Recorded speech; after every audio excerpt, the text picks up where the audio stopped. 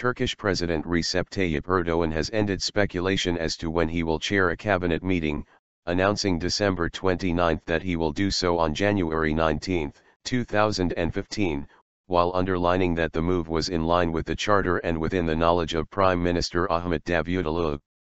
The Republic of Turkey is a republic being governed within the framework drawn by the Constitution, Erdoğan said December 29 when a reporter asked about speculation on the matter, an intention openly declared by Erdoğan himself in November. In mid-December, ruling Justice and Development Party, AKP, İzmir Deputy Binali Yıldırım said Erdoğan would chair a cabinet meeting for the first time in his current capacity on January 5, 2015, adding that such meetings presided over by Erdoğan would subsequently take place every 2 months. As of December 26, in his first direct and public remarks on the prospects, Davutoğlu said in an interview that there was no meeting scheduled for January 5 but that previous examples had shown that the cabinet meeting could convene under the leadership of the president. As a president elected by the people, I frequently made the statement before the election, whatever the authorities granted by the Constitution are, I will use these authorities until the end. Since the handover September, October, November, December 4 months have passed and now we are entering January, Erdoğan said. As a president, it is a provision of the Constitution which says, he presides over the Council of Ministers and calls the Council of Ministers to meet when he deems it necessary. And we have discussed this with Mr. Prime Minister too. Erdoğan was referring to Article 104 of the Constitution, which outlines the duties and powers of the President and which is the basis for his and his inner circle's argument and justification for his intention.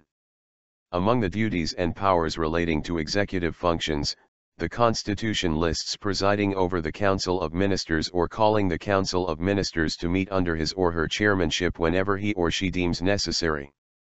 Compared to Davutoğlu's guarded comment on December 26, a more blunt statement came from Deputy Prime Minister Bülent Arın over the weekend.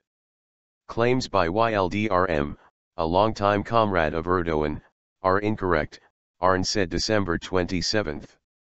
Binali Yıldırım does not possess any other titles other than being a deputy from İzmir.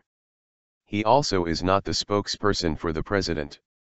It is wrong for a person, who does not possess any titles, to say that the government will meet under the leadership of the president, which is an issue that needs to stay between the president and the prime minister.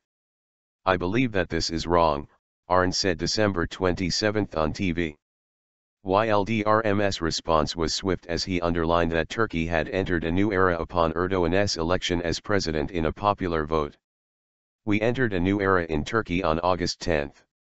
Our president now answers to the nation from now on because he got support from 52% of the nation, Yıldırım said December 28, while delivering a speech at a district-level party congress in İzmir.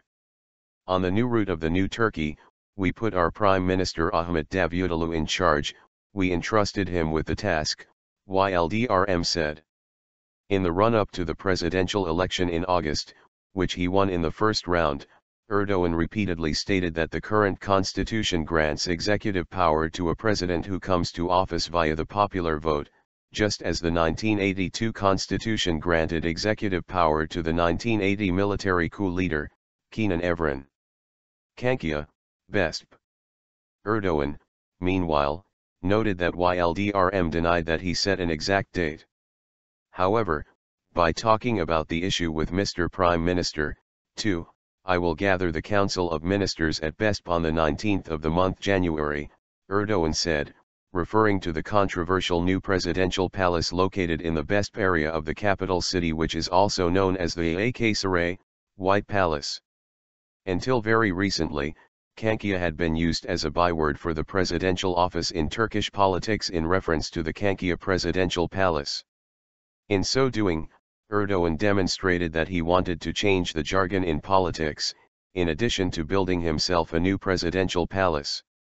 Nobody should attempt to impose tutelage on the president. The president is the head of the state and he uses his authority as the head of the state, Erdoğan said, recalling how he has long made clear that he would not be a usual president. Displaying awareness of the ongoing debate and its repercussions, Erdoğan said his presiding over the cabinet would not be an occasion of uneasiness but would rather offer an opportunity for deliberations on steps that could be taken. A detachment between the government and best, or the president, may give joy to those who display different views about us. We don't have any intention of giving them cause for joy. I believe that it will be extremely beautiful work, Erdoğan said.